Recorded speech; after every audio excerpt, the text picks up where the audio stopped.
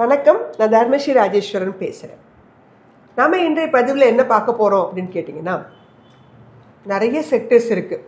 ஒரு top most செக்டர்னு எடுத்திங்கன்னு வச்சுக்கோங்களேன், 25 செக்டர்ஸ்க்கு மேலே இருக்கிறாங்க. டாப் 10 செக்டர் அப்படிங்கிற வரிசையும் இருக்கிறாங்க. அதே மாதிரி அதுக்குள்ள உட்பிரிவுகள் சப் செக்டர்ஸ் அப்படிங்கிற நிறைய செக்டர்ஸ் இருக்கிறாங்க. இந்த செக்டர்ஸ்லேயும் நிறைய கம்பெனிகள், ஒவ்வொரு செக்டர் வைஸ் எடுத்திங்கன்னா குறைஞ்சபட்சம் ஒரு 100 கம்பெனிகளாவது இருப்பாங்க. அந்த லிஸ்ட்டுக்குள்ளே large cap, mid cap, small cap, micro, nano இந்த மாதிரி கேட்டகரியும் உள்ளே இருக்கும். சரி, இந்த செக்டர்ஸுகளெல்லாம் உள்ள கம்பெனிகளை எப்படி கண்டுபிடிக்கிறது? அதுக்கு சில விஷயங்கள் இருக்குது. எல்லா செக்டருக்கும் ஒரே மாதிரியான ஒரு அனாலிசிஸ் அப்படிங்கிறது கிடையாது. ஒவ்வொரு செக்டருக்கும் அந்த அனாலிசிஸ் மெத்தட், டேட்டா மாறப்போகிறதில்ல. EPS, PE ratio, PEG ratio, நிறைய ரேஷியோஸ் இருக்குது. ஃபண்டமெண்டல் ஃபில்டர்ஸ் அது இஸ் காமன் ஃபார் ஆல். ஆனால் பேங்கிங்க்கு நம்ம அனலைஸ் பண்ணுற மாதிரி தான் எஃப்எம்சிஜிக்கு அனலைஸ் பண்ண முடியாது. எஃப்எம்சிஜிக்கு பண்ணுற மாதிரி தான் ஹோட்டல், ஹாஸ்பிட்டாலிட்டி செக்டருக்கு போக முடியாது. ஸோ இப்படி ஒவ்வொரு செக்டருக்கும் சில தனிப்பட்ட யூனிக்கான விஷயங்கள் இருக்குது. ஸோ அந்த விஷயங்களையும் நம்ம கொஞ்சம் உற்று நோக்கணும். அப்படின்னா ஒரு ஸ்விங் ட்ரேடிங் பண்ணுறவங்களுக்கு இதெல்லாம் ஒரு நல்ல ஒரு வாய்ப்பாக இருக்கும். லாங் டேர்ம் உள்ளவங்களுக்கு ஃபண்டமெண்டல்ஸ் பெஸ்ட்டாக இருந்தால் போதுமானது. பட் ஒரு ஷார்ட் டேர்மில் ப்ராஃபிட் புக் பண்ணணும்னு நினைக்கிறவங்களுக்கு, இயர்லி ஒன்ஸ் ப்ராஃபிட் புக் பண்ணணும்னு நினைக்கிறவங்களுக்கு இந்த விஷயங்கள் எல்லாமே கொஞ்சம் நோட்டீஸ் பண்ணி இனிமேல் கொஞ்சம் பாருங்கள். வெறும் நம்பர்ஸை மட்டும் வைத்துக்கொண்டு இறங்கக்கூடாது. நம்பர்ஸோடு சேர்த்து யூனிக்கான கேரக்டர்ஸையும் நம்ம சேர்ந்து பார்க்கும்போது நம்மளுடைய போர்ட்ஃபோலியோ, அந்த செலெக்ஷன் அப்படிங்கிறது இன்னுமே பொலிவாக பெட்டராக இருக்குங்கிறது என்னுடைய கருத்து. இன்றைக்கி நம்ம பதிவில் என்ன பார்க்க போகிறோம்னா, ஒரு 10 செக்டர், அதில் நீங்கள் கவனித்து பார்க்க வேண்டிய யூனிக்கான ஒரு சில விஷயங்கள் என்ன அப்படிங்கிறத நம்ம பார்க்க போகிறோம். ஃபர்ஸ்ட் நம்ம பார்க்க போகிற sector banking sector. Banking sector பொறுத்த மட்டும் நீங்கள் என்ஐஎம் சொல்லக்கூடிய நெட் இன்ட்ரெஸ்ட் மார்ஜின் எவ்வளவு இருக்குது என்ன அப்படிங்கிறத நீங்கள் கண்டிப்பாக கவனித்து பார்க்க வேண்டும். அந்த கம்பெனியுடைய ப்ராஃபிட்டு, முன்னாடியே சொன்ன மாதிரி profit, revenue, dead equity ratio, return on equity, இது எல்லாமே பார்க்கணும் கண்டிப்பாக. அதோடு சேர்த்து இதையும் நீங்கள் பார்க்கணும். Net interest margin, ROE, loan growth, அதே மாதிரி டெபாசிட்டுடைய இது எப்படி இருக்குது அப்படிங்கிறதெல்லாம் நீங்கள் செக் பண்ணிக்கணும். அதே மாதிரி வாரா கடன்னு சொல்லுவோம் இல்லையா, அது குறைஞ்சிருக்குதா இல்லை அதிகமாக இருக்குதா அப்படிங்கிறதெல்லாம் நம்ம பேங்கிங் செக்டர் போகும்போது செக் பண்ணிக்கிறது நல்லது. வாரா கடன் அதிகமாச்சுன்னு வச்சுக்கோங்களேன், அந்த கம்பெனி என்ன ஆகும், அந்த பேங்க் என்ன ஆகும், பிரச்சனையாகும். ஸோ இது எல்லாமே உங்களுக்கு டேட்டா கிடைக்குமான்னு கேட்டிங்கன்னா, இப்போ இது எல்லாமே இன்டர்நெட்டில் எல்லாமே அவைலபிள். நீங்கள் website NSE India, BSE India, இந்த மாதிரி கவர்மெண்ட் வெப்சைட்லேயே இந்த டேட்டா எல்லாத்தையுமே நீங்கள் பெற்றுக்கொள்ளலாம். அதே மாதிரி ரெண்டாவது நம்ம பார்க்க போகிற செக்டர் கேபிட்டல் குட்ஸு. கேபிட்டல் குட்ஸை பொறுத்த மட்டும் உங்களுக்கு அதில் இருக்கக்கூடிய கம்பெனிகள் பார்த்தீங்கன்னா L&T, சீமென்ஸு, குமின்ஸு, ABB, BHEL, CG power, இந்த மாதிரி கம்பெனிகள்லாம் இந்த கேட்டகரிக்குள்ளே வருவாங்க கேபிட்டல் குட்ஸில். கேபிட்டல் குட்ஸை பொறுத்த மட்டும் நம்ம பார்க்க வேண்டிய மிக முக்கியமானது ஆர்டர் புக்கு. ஏன்னா அவங்க ஆர்டர் கிடைச்சா தானே அவங்க அந்த மேனுஃபேக்சரிங் ப்ராடக்ட்ஸ்லாம் பண்ணுவாங்க, ஹெவி டியூட்டி வெஹிக்கிள்ஸ்லாம். ஸோ ஆர்டர் புக்கு எவ்வளோ இருக்குது அப்படிங்கிறத தயவுசெய்து பாருங்கள். ஆப்ரேட்டிங் லிவரேஜ் எவ்வளோ இருக்குது, end user industry capital expenditure எவ்வளவு அப்படிங்கிறத நம்ம செக் பண்ணிக்கிறது மூலமாக கேபிட்டல் குட்ஸ் கம்பெனிகள்லாம் ஒரு வலுவான குரோத்தை கொடுக்குமா என்னங்கிறத நம்ம செக் பண்ணிக்கலாம். மூன்றாவதாக டெலிகாம் இண்டஸ்ட்ரி.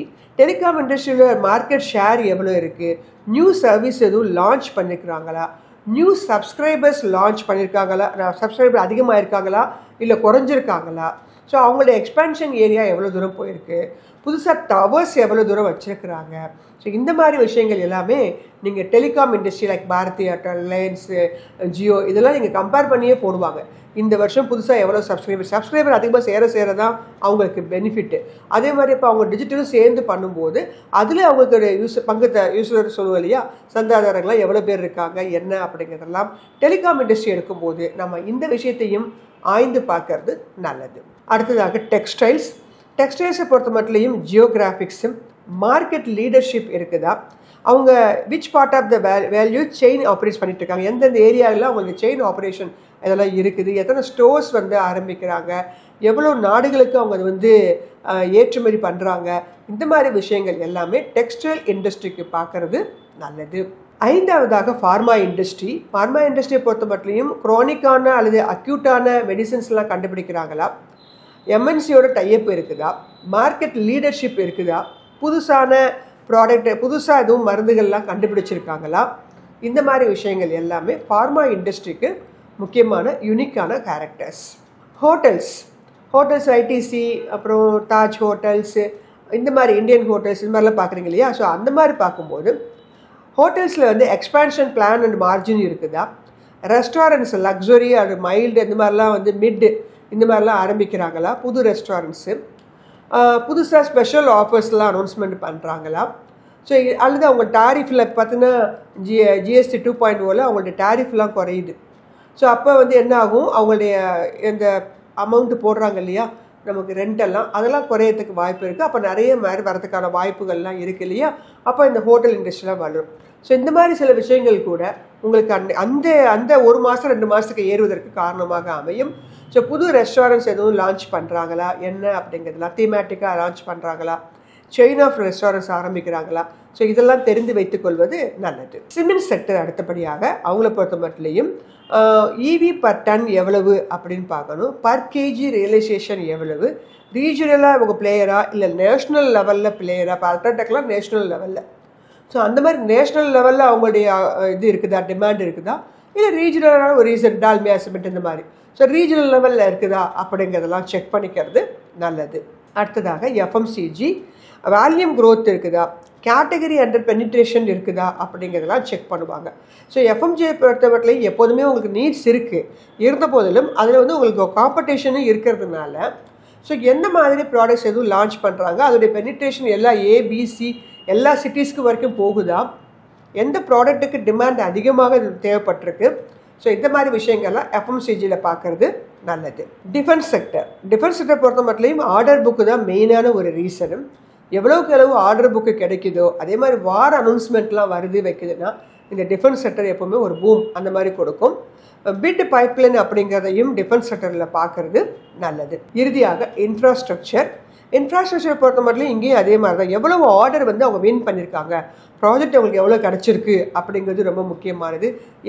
எந்த ஸ்டேட்டில் அதிகமாக கிடைக்குது, ரோடு எங்கே அதிகமாக போடுறாங்க, இந்த மாதிரி விஷயங்கள் எல்லாம் இன்ஃப்ராஸ்ட்ரக்சர். மார்ஜின்ஸ் எவ்வளவு, டெட் ஈக்விட்டி ரேஷியோ எவ்வளோ இருக்குது அப்படிங்கிறதெல்லாம் பார்க்க வேண்டியது இந்த இன்ஃப்ராஸ்ட்ரக்சரில் மிக முக்கியமான விஷயமாக பார்க்கப்படுது.